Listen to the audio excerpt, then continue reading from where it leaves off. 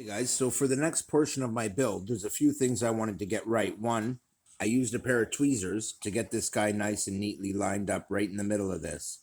That's actually really important. You want to try and get that, for symmetry and all that as much as you can. Same with these side pieces. It took a while to get these to line up pretty well, but they look pretty good now. And the shape of it is pretty consistent throughout, so that's good. It doesn't have to be perfect, but the better it is, the better. So that looks pretty good. I'm getting pretty happy about where that sits. I am going to fine tune it with the tweezers while I glue it in place. Then that moves me on to this guy.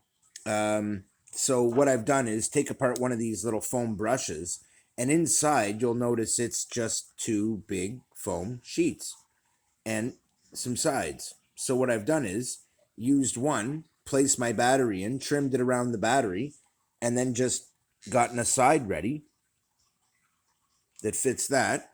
And then I'm just going to glue that side into place while pressing the foam down and keeping the battery in place so that it formally fits it. I've also used it on my widest battery, not my tallest, because it's easier to stretch for the height.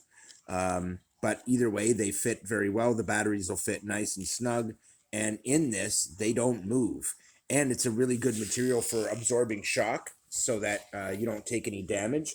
And it's going to sit here in the body and basically have the ESC mounted on top of it. And my battery cable, it'll actually be this way in the plane. And this will sit right here, right up front, guys, and keep the battery pretty far up front. It'll all be in front of the CG, basically. Then I'll have my receiver mounted here, an ESC all in one, so that it's got the little lock gun right there. I could do something else. Then I have to have the servo in the top of the body, and this all has to fit together. Otherwise, I'm going to have to delete the top off of this, use just the sides of it and the bottom, and it will keep it in place. So what I need to do now is kind of make a mock-up situation happen and look down here, and you'll see what the problem is. I can do that, but it's pretty thick. So what I need to do is thin this so that I have room inside the body for my servo. Well, if you take a good look at this, it could be a good deal lower. I could cut it here and here, and just use the sides of it, and that way the servo sitting in the middle will actually have room. But I don't want it to touch the battery. If it touches the battery, we got a problem. So I'm going to remove the top off this. Once it is installed, the battery could very well sit up against this if I'm not careful. So this all has to be carefully planned out. Now, the servo could actually sit right up in the nose, believe it or not. And that is how I'm actually going to go with this, sitting it right up front in the middle of the plane and having the battery in behind that so that I can CG it. That was part of the original plan. In addition to that, if I do it that way, I can have the battery tray like this, and it'll basically stuff right in. But even still, I'm going to want to trim this and knock this down. But this will solve the initial problem because it's a height thing. This is just too high. Now I can thin this pad, but in the end, I might be better off using another material that is thinner. I could use something like this. The plastic that came with this little thing might make a good mounting tray. But by the time I build it, it's a bit on the heavy side. The battery on its own, as you can see, fits very easily within the confines of our body. Lots of room here. And it's going to sit about like this. So there's tons of room in there for that to move around, which is great. That's awesome news. But it also means I need to make my battery trays small enough that the front of the battery sits right about here. So what I'm going to do is I'm going to take this, I'm going to modify it, I'm going to put my setup together, and then I'm going to trim it on this end so that the battery can stick through, and that is actually the solution. It'll keep this as thin as possible and allow me to do what I need to do. So I'll be right back. All right, so now that I've got the size worked out, it can sit here. I can still push the battery fairly far forward into the plane without, and glue it all in without the battery being a problem.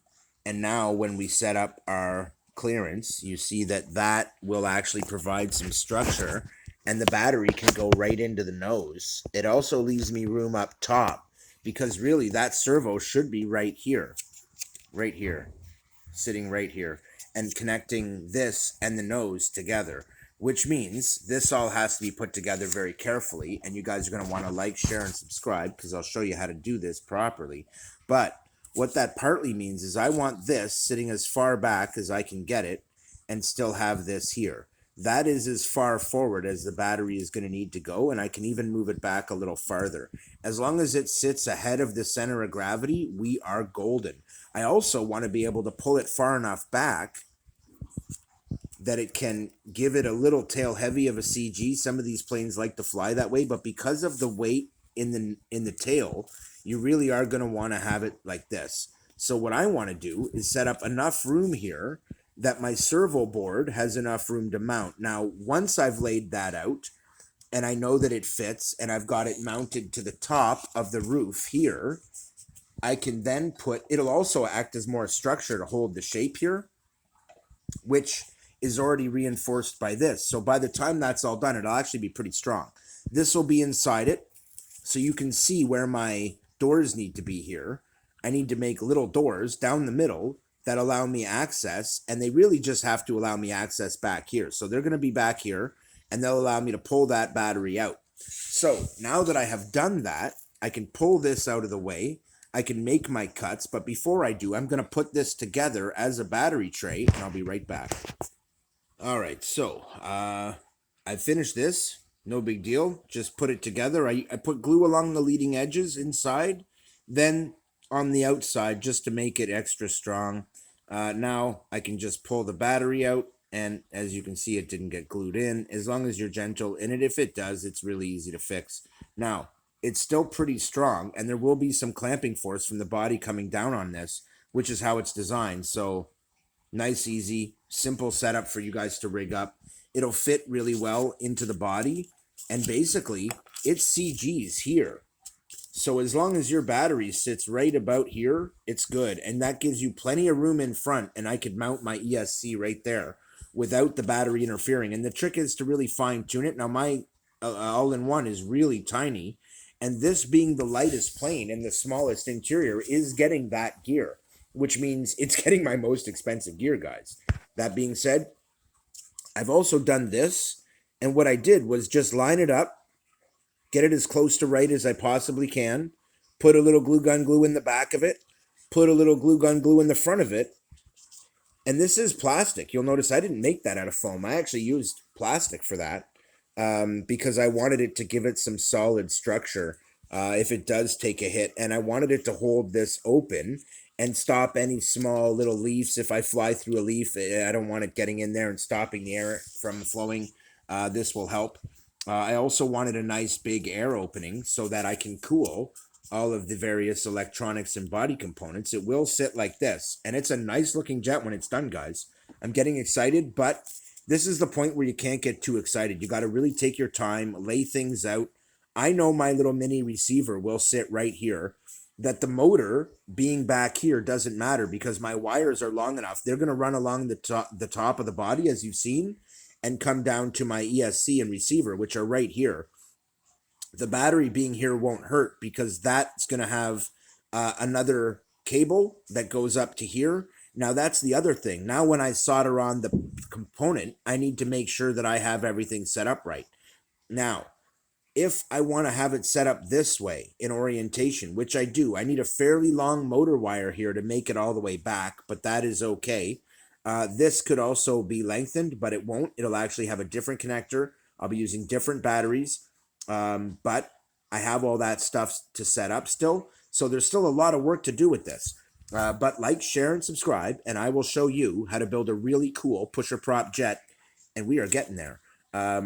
These little steps need to be accomplished, and you want them all done because once bottom is finished, you're going to install this, and then you're going to bring this into it and install this over top. And before you do, you're going to bring your ESC into it, install all the wires, and once you have all the wires set up, you're going to install the servo into the top of this right here, and you'll see why you want that room. So your ESC is going to be laid on the bottom, and then your servo is going to be right on top, guys, and this will give you enough room to make the install and make it all set up. But that means I now know exactly where I want my door to lay out, and it's right here, and it needs to be fairly wide. It's going to be this wide because I need room to get my fingers in there. Keith out.